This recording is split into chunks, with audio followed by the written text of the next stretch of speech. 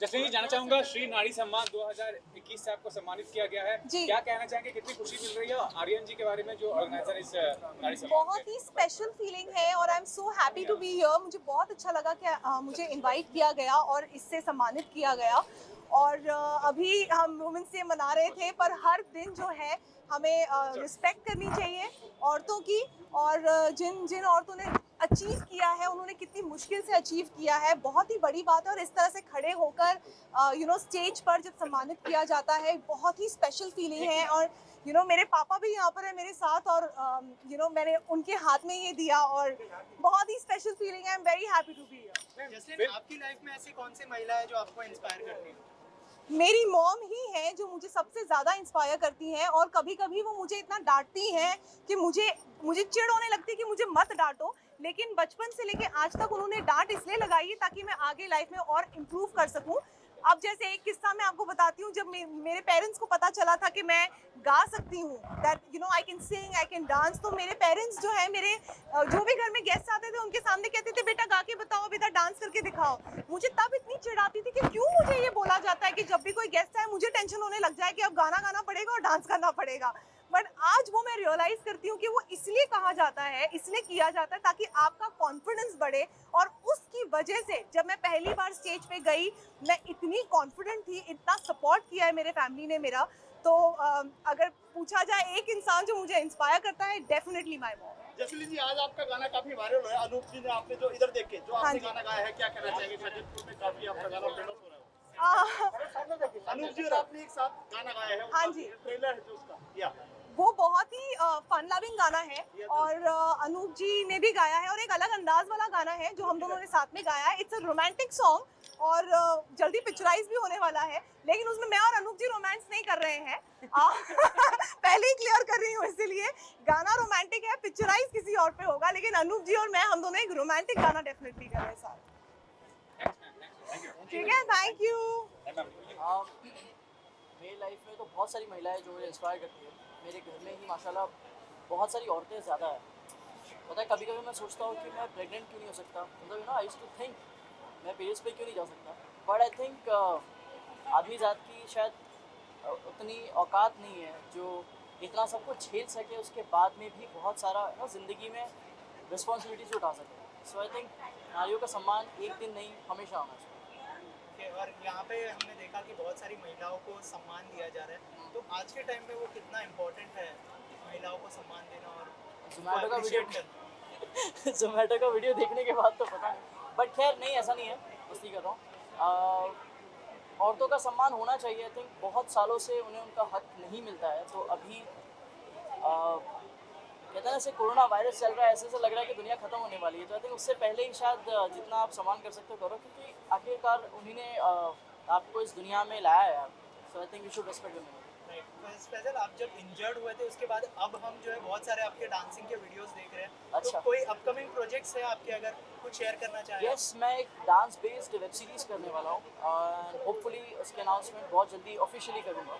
सो leg injury के बाद में एक डांस बेस्ड वेब सीरीज़ करना मेरे लिए एक अचीवमेंट टाइप है, क्योंकि डांसर हूँ तो डांस हमेशा कनेक्शन में रहेगा। So I am excited and I will reveal it soon. Thank you so much. Thank you so much. उनके बारे में वैसे तो सब लोग बोलते आए हैं कि नारी सम्मान करने के लिए एक दिन का वेट क्यों करें। तो मुझे ऐसा लगता है कि इट्स ट्रू, बट कभी कभी अप्रिसिएशन हर चीज़ में अच्छा ही होता है, तो नारी सम्मान भी अच्छा ही होता है, जहाँ पे आप अलग अलग क्षेत्रों की औरतों को, नारियों को सम्मानित करते हैं। एंड एक प्राइड वाली फीलिंग भी आती है that yes I am also part of it. मैं भी हूँ उस लीग में जहाँ आज के दौर में नारी को एक शक्ति माना जाता है। आप बहुत सारी महिलाओं को इंस्पायर करती हैं, लेकिन आपके लाइफ में ऐसी कोई महिला है जो आपको इंस्पायर करती है? ऑफ कोर्स माय मॉम, मेरी माँ मुझे इंस्पायर करती है बहुत ज़्यादा। मैंने बचपन से उसे कभी मतलब हर किसी का अपना एक संघर्ष होता है, तो उसको कभी हताश होते हुए नहीं देखा है, हमेशा उसे मूव ऑन होते हुए देखा है। हमेशा ज़िंदगी में हमको भी उसने शायद यही सिखाया है, तो आज yes she is my inspiration. Any of your upcoming project you'd like to share with us? Yes, मेरी एक बहुत ही जल्द वेब सीरीज़ शुरू होने वाली है, जो आपको ऑनलाइन प्लेटफॉर्म मतलब OTT पे दिखेंगी। I think very soon that will be there, which is based on cricket. So yeah, it is interesting. Thank you so much. Thanks. Okay Payal ji, सबसे पहले नारी सम्मान कितना ज़्यादा इम्पोर्टेंट है आज के टाइम में, एज अ महिला कितना मोटिवेटेड फील कर रही है ये अवार्ड लेने के बाद? देखिए गवर्नमेंट इन बहुत सारे NGOs are many government and many other NGOs are working in putting all their efforts in creating awareness among people regarding women empowerment. But women empowerment तभी हो सकते हैं जब हम inequality को eliminate करेंगे. आज भी मैं I have received this award, लेकिन आज हम जब देखते हैं तो अभी भी it is a male dominated society. अभी भी एक ही प्रोफेशन के लिए, एक ही स्टेटस के लिए, एक ही जॉब के लिए लड़कियों को ज़्यादा पैसा मिलता है, लड़कियों को कम मिलता है. रिस्पेक्ट के वाइज भी हम अगर देखा जाए तो द सेम थिंग हैपनिंग. जब तक ना इक्वेलिटी होगा तब तक you cannot say you are empowering women और you are respecting women. So this is very important. अभी बहुत सारे सीईओज बन रहे हैं जो विमेन हैं, आगे तरक्की कर रहे हैं, लेकिन that is very handful of women. And most importantly हम अगर कोई विमेन काम करते हैं, may be a CEO of a company और may be actors, then we give them award. I think the most means the ladies who deserve actual awards are the housewives. We should respect them more than anybody because they maintain their whole family and make sure that everybody in the family is happy and they can achieve whatever they want in their life, and for that they sacrifice their own life.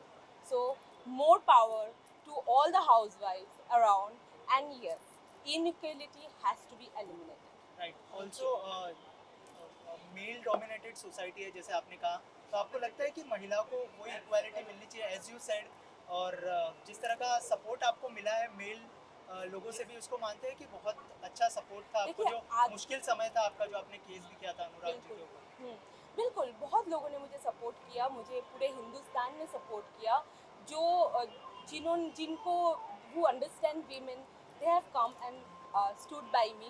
So I'm grateful to everybody. Yeah, the time is changing, but we need to change it more and faster. And let women breathe the same air that men do.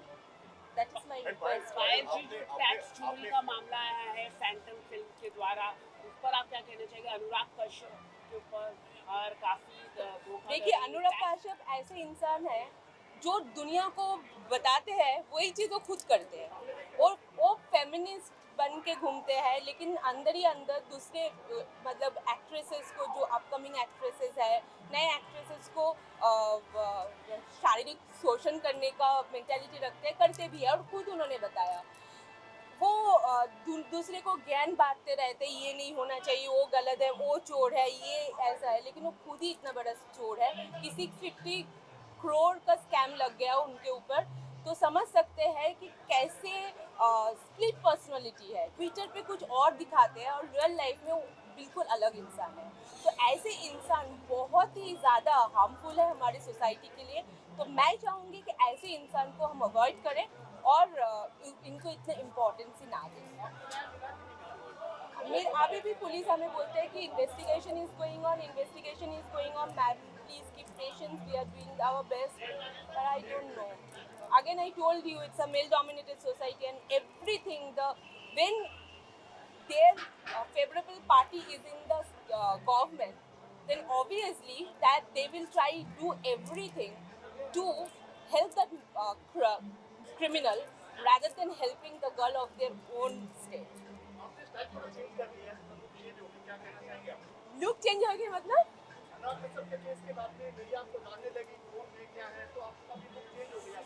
Video पहले नहीं जानते थे मुझे. तो look change हो गया. I mean like okay, I am here to do as a women and as a part of this country. I will always try to do betterment for my country. I will try to do as much as possible for me. And apart from that, I want to do good movies which will be not only glamorous and only entertaining people, but it should give good advice to the society rather than the kind of movies that Bollywood is making, where they are projecting multiple affairs as if this is very common in India. the way they're projecting that taking drug is something very normal. They are not doing any good to the society. Rather, by seeing those movies and seeing those kind of stories, only youth of our country will get spoiled and they will think this is natural, so we can also do. So this has to be stopped, and very important, it has to be stopped. And censor board should come on OTT and control the kind of on an OTT platform, the kind of content and films they are making, series they are making, that is actually very harmful for our society. It shouldn't be so open. We are Indian, we have our own culture.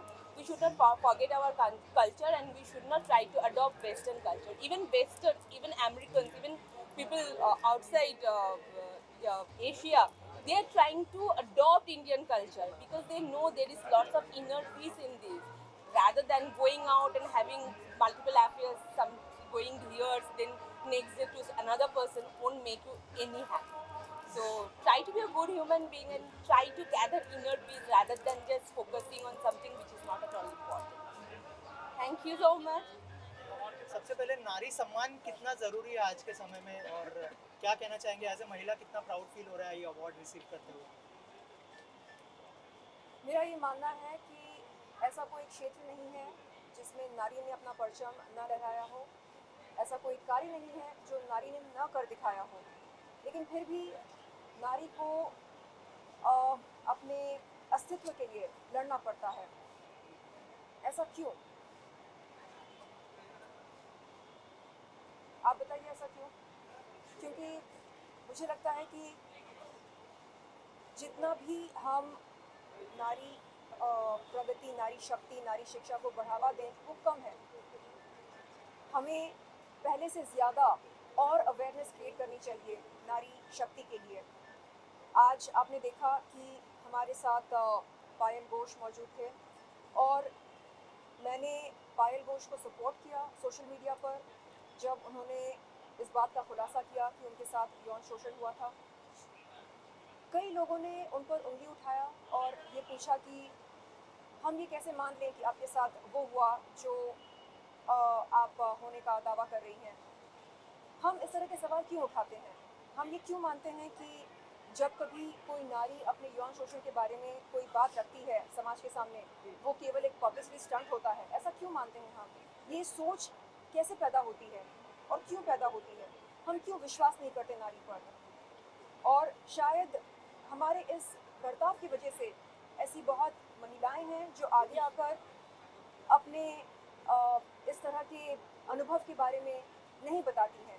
उन्हें लगता है कि अगर मैं कुछ बोलूं तो ये आरोप लगाया जाएगा कि ये कोई पब्लिसिटी स्टंट है, जो कि नहीं है। तो मैं चाहती हूँ कि हम नारी पर विश्वास करें, नारी का सम्मान करें, और यदि कोई नारी, कोई पीड़िता सामने आकर कहती है कि उसके साथ कुछ गलत हुआ है, हम सबसे पहले उसकी बात सुने और कानूनी तौर पर क्या करना है, क्या नहीं करना है, इसका फैसला वो करेगी या उनके वकील करेंगे। लेकिन हम कम से कम सुन तो सकते हैं कि वो क्या कहना चाह रही है। सुनने से पहले ही हम ये वर्डिक्ट देते हैं कि नहीं नहीं नहीं नहीं, ये यकीनन कोई स्टंट होगा, इसको पब्लिसिटी चाहिए, ये चाहिए, वो चाहिए। इस तरह का हम मीडिया ट्रायल करना शुरू करते हैं, जो कि गलत है।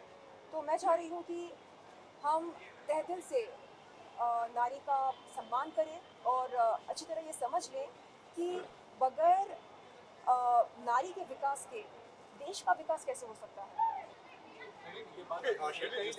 जिस तरीके से आपने कहा कि एक बार लड़की की बात सुन लेना चाहिए एंड उस पर बाकी डिसाइड वकील एंड कानून करेगा, तो आपको नहीं लगता कई बार इन सारी बातों का गलत मिसयूज भी हो जाता है? जिस तरीके से हाल ही में हम सब देख रहे हैं, एक जोमेटो वाला एक केस हुआ है जहाँ पे लड़की बोल रही है कि उसे जोमेटो गाय ने उसे मारा है एंड लड़का उसमें अलग दिखाता है। जोमेटो के एग्जीक्यूटिव ने उस लड़की का कहना सुना और सुनकर जोमेटो के एम्प्लॉय को सस्पेंड किया, करेक्ट?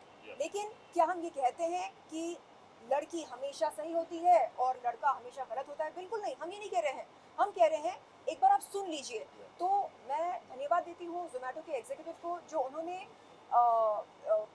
जो लड़की है, क्या नाम है उनका, कोई सोशल मीडिया इन्फ्लुएंसर है, हाँ, तो उनकी कहानी सुनकर, उनका बयान सुनकर उन्होंने सबसे पहले जोमेटो के एम्प्लॉय को सस्पेंड किया। अब ये देखना है कि किसकी बात में कितनी सच्चाई है। तो सच्चाई बाहर आ गई है या बहुत जल्द आने वाली है, और दोनों पक्ष की बातें हमने सुनी हैं। अब देखना ये है कि पुलिस किसके पक्ष में न्याय देती है।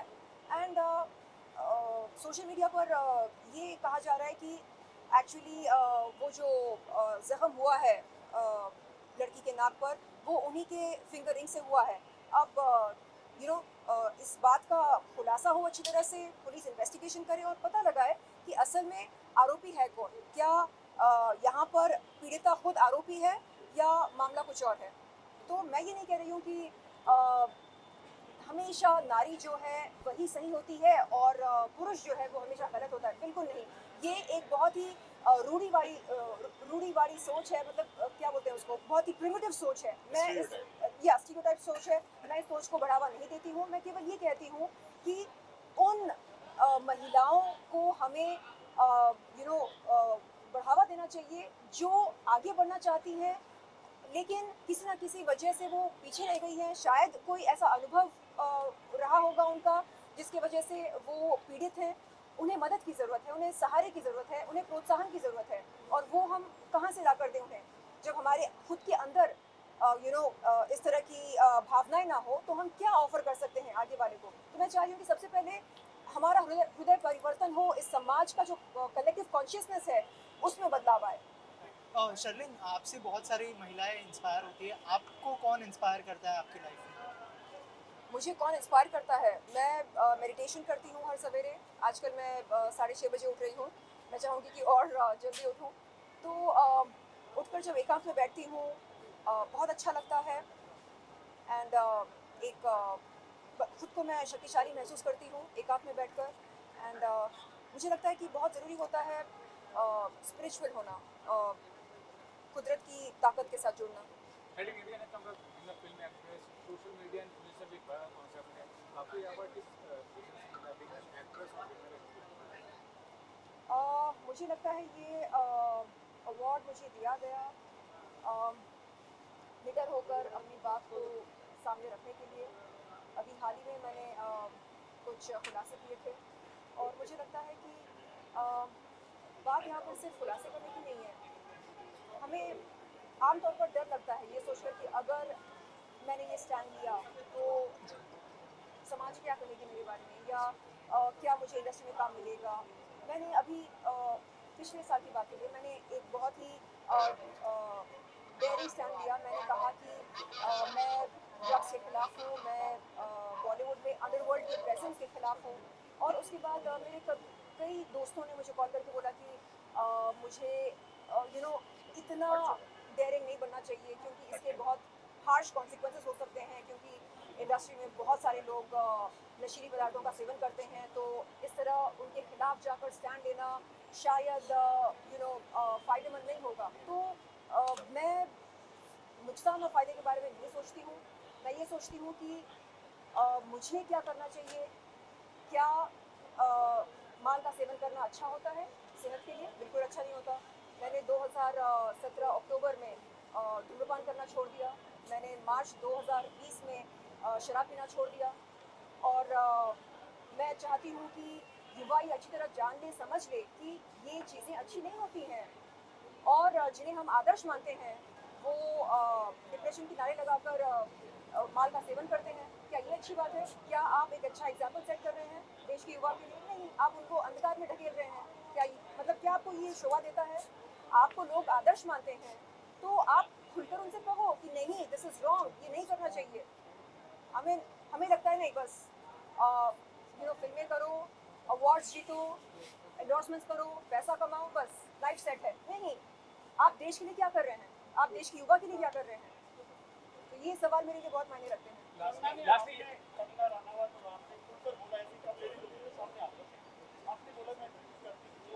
जी बिल्कुल।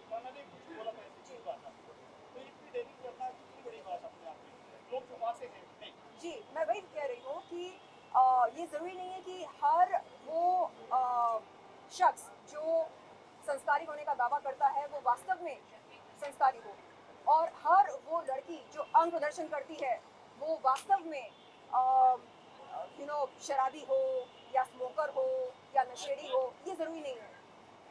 तो स्टीरियोटाइप से हमें बाहर निकलना चाहिए एंड हमें ये सोचना चाहिए कि हम देश के लिए क्या कर रहे हैं। क्या कर रहे हैं आप देश के लिए? आप कोई मैसेज दे रहे हैं देश के युवा को? क्या मैसेज दे रहे हैं आप देश के युवा को? आप ये बोल रहे हैं कि जब आप डिप्रेस फील करते हैं, नो प्रॉब्लम, आप माल का सेवन करो, आप सुट्टा पियो, आप दमारो दम करो, आप नशेड़ी बन जाओ। ये क्या किस तरह का मैसेज है ये? हाँ, आपको नहीं पता कि इसके क्या कॉन्सिक्वेंसेस होते हैं? ड्रग्स एक बहुत ही खतरनाक चीज़ होती है। हमें तो ये मैसेज देना चाहिए कि प्लीज़ और भी कई रास्ते हैं डिप्रेशन से राहत पाने के लिए, ये एक रास्ता नहीं है। मैं चाह रही हूँ कि इंडस्ट्री के सभी लोग सामने आएं और एक होकर बोलें कि enough is enough, no more drugs, no more drugs, no more alcohol, no more rave parties, enough is enough. इस तरह का स्टैंड लेना चाहिए।